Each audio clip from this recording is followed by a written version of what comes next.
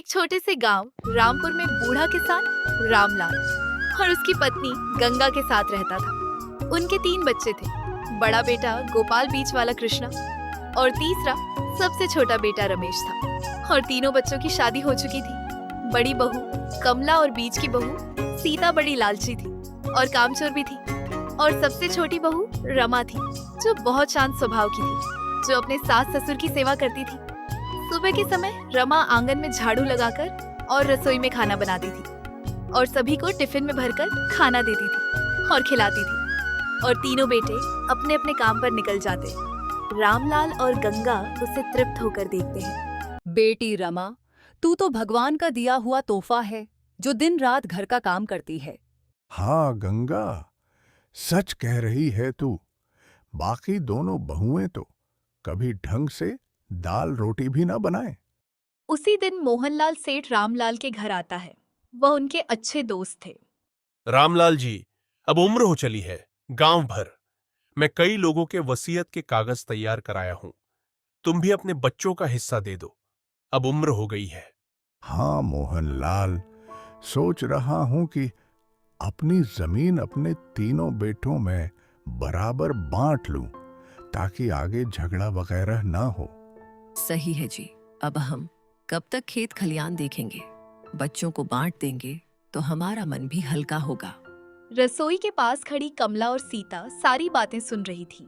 उन दोनों की आंखों में लालच की चमक आ जाती है। अरे सुना बापूजी, जमीन बांट रहे हैं। अगर हम अब से उनकी सेवा करेंगे तो ज्यादा हिस्सा हमारे पति के नाम आएगा। हाँ दीदी, सही मौका है, वरना सब रतन और उसकी पत्नी रमा को दे देंगे।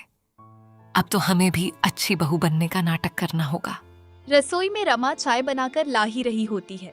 तभी कमला तुरंत अंदर गई और वह चाय और समोसा लेकर बाहर आई और झूठ बोलने लगी। आप सबके लिए गर्मा गर्म चाय और समोसे बड़े प्यार और मेहनत से बनाया है मैंने।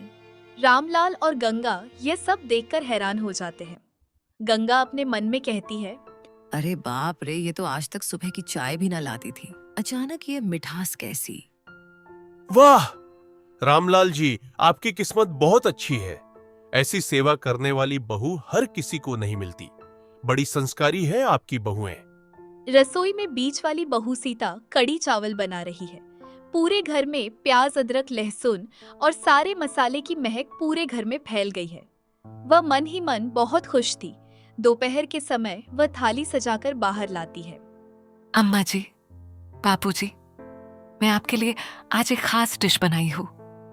गर्मा गर्म चावल के साथ कड़ी और रोटी बनाई है। बड़े प्यार से बनाया है मैंने। मैं बहुत दिन से सोच रही थी आपके लिए कुछ अच्छा बनाने के लिए। अरे ये वही बहुएं हैं जो हमें एक गिलास पानी का भी नहीं देती थी।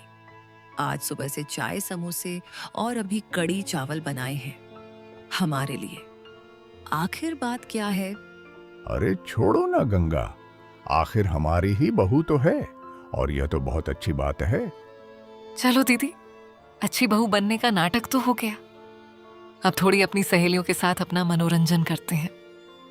कुछ देर बाद कमला और सीता अपनी सहेलियों से मिलकर जंगल के रास्ते से घर लौट रही थीं। आज तो खूब मजा आया। सीता सहेलियों के साथ बात करने का मजा ही अलग है। अब बस जमीन का सबसे बड़ा हिस्सा हमें मिल जाए। हाँ दीदी, घर पहुंचते ही फिर हमें उस बुढ़िया की सेवा का नाटक करना होगा, वरना उस रमा के हिस्से में ज्यादा जमीन चली जाएगी। दोनों जल्दी जल्दी कदम बढ़ाती है। तभी अचानक छटाक की आवाज आती है। दोनों नीचे देखती है और हक्की बक्की रह जाती है। हे भगवान, यह तो नाग नागिन के अंडे थे। गलती से हमारे पैरों तले कुचले गए। अब हमारा क्या होगा? अब तो हमारी खैर नहीं। अब तो हमारी खैर नहीं। सुना है कि नाग नागिन बदला लिए बिना चुप नहीं रहती। दीदी, अब क्या होगा हमारा? दोनों अपनी जान बचाकर जंगल से भागने लगती है और किसी तरह घर पहुंचती है। सुन सीता, इस बारे में किसी को भी पता नहीं चलना चाहिए। अब तू भी भूल जा कि हमसे कोई गलती हुई है। हाँ दीदी, सही कहा आपने। हम इसके बारे में किसी को भी नहीं बताएंगे। खास करके अपने अपने पतियों को, क्योंकि वह अपने माँ के लाडले हैं। वह जाकर उन्हें बता देंगे। थोड़ी देर बाद गांव की कुछ औरतें घर आती हैं। सब बैठकर बातें कर रही थी। गंगा और उसकी तीनों बहुएं भी वही थी। अरे गंगा, कैसी हो तुम? तुम्हारी तो 3 बहुएं हैं, खूब सेवा करती होगी तुम्हारी। हाँ बहन, सब भगवान की माया है। अरे अम्मा जी, एक बात बताओ, 3 बहुएं हैं, पर घर में एक भी किलकारी क्यों नहीं गूंजी? दादी, कब बनोगी आप? हाँ हाँ, पोते पोतियां होगी तो घर की रौनक बढ़ेगी। गंगा और उसकी तीनों बहू का चेहरा उतर जाता है। औरतें हंसते खिलखिलाते विदा हो जाती है, पर गंगा और उसकी बहुएं सोच में पड़ जाती हैं। सच ही तो कह रही थी, वह सब 3 बहुएं होकर भी मुझे अभी तक पोते पोतियों का सुख नहीं मिला। लोग बातें बनाने लगे हैं। गंगा बहुत सोचती है, फिर गांव के सबसे बड़े पंडित को घर बुलाती है और सारी बातें बताती है। पंडित जी, मेरी 3 बहुएं हैं, पर तीनों की कोख खाली है। आप बताओ कुछ, ताकि हमारे आंगन में भी किलकारी गूंजे। गंगा देवी, भाग्य को बदलना तो बहुत मुश्किल है, पर एक उपाय जरूर है मेरे पास। पंडित जी अपने थैले में किसी मान्यता प्राप्त मंदिर से सुनहरे पके हुए आम को प्रसाद के रूप में दे देते हैं। इन आम को अपने तीनों बहू के पास दे दो और तीनों मिलजुल कर इन आमों को खाना, संतान प्राप्ति जरूर होगी, क्योंकि यह भगवान का प्रसाद है। जैसी आपकी आज्ञा पंडित जी, आपका बहुत बहुत धन्यवाद। माता जी, अब मुझे आज्ञा दो, अब मैं चलता हूँ। फिर पंडित जी चले जाते हैं। फिर गंगा देवी अपनी बहू को बुलाती है। सुनो बहुओं, यह आम पंडित जी का आशीर्वाद है। तुम तीनों इन्हें एक साथ बैठकर मिलकर खाना, तभी इसका फल मिलेगा और तुम गर्भवती हो जाओगी। अम्मा जी, आप चिंता मत कीजिए, हम तीनों साथ मिलकर ही खाएंगे। छोटी बहू रमा आंगन में काम करने में लग जाती है। पीछे बड़ी बहू कमला और बीच वाली बहू सीता आम लेकर बैठी थी और वह प्लेट में आम को खोल देती है। अरे इतने रसदार और मीठे आम, क्यों ना हम अब भी खा लें? मुझे तो रहा ही नहीं जा रहा है। हाँ दीदी, मजा आ जाएगा। छोटी तो अभी तक आई ही नहीं, उसका इंतजार करके क्या फायदा। हम दोनों खाना शुरू कर देते हैं। दोनों आम चट कर जाती है। उन्होंने एक भी आम नहीं छोड़ा रमा के लिए। अब बस गुठलियों ही बची थी। थोड़ी देर बाद रमा कमरे में आ जाती है। वहां बस गुठलियों को देखकर हैरान रह जाती है। अरे दीदी, आप दोनों ने पूरा आम खा लिया, पर पंडित जी ने तो कहा था कि हम तीनों को मिल बांटकर खाना है। अरे, हम तेरा कब से इंतजार कर रहे थे, तू आई ही नहीं। हम क्या करें? अब तू हमें क्यों सुन रही है? इतने स्वादिष्ट आम थे, खाकर मजा ही आ गया। अब क्या तू हमारे खाने पीने पर भी नजर लगाएगी? बेशर्म। छोटी बहू के आंखों में आंसू आ जाते हैं। वह गुठली को उठाकर चुपचाप रोते रोते गुठली को खाने लगती है। दोनों बहुएं चालाकी से आम को खा गई, मगर किस्मत को कौन बदल सकता है। उस गुठली में भी भगवान का आशीर्वाद छुपा हुआ था। शाम के समय तीनों भाई घर को आते हैं। तब रतन रमा को पूछता है, अरे रमा, आज क्या हुआ है तुम्हें? तुम कुछ उदास लग रही हो। कोई बात है तो मुझे बताओ। कुछ नहीं जी, मैं तो बस ये सोच रही थी कि रात के खाने मैं क्या बनाऊं। ये सब छोड़िए, मैं आपके लिए चाय नाश्ता बना कर लाती हूँ।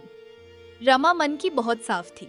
उसने अपनी जेठानियों की करतूत के बारे में किसी को नहीं बताया। दिन बीतते गए। कुछ समय बाद छोटी बहू रमा गर्भवती हो जाती है। माँ जी, मेरे पास आपके लिए एक बहुत बड़ी खुशखबरी है।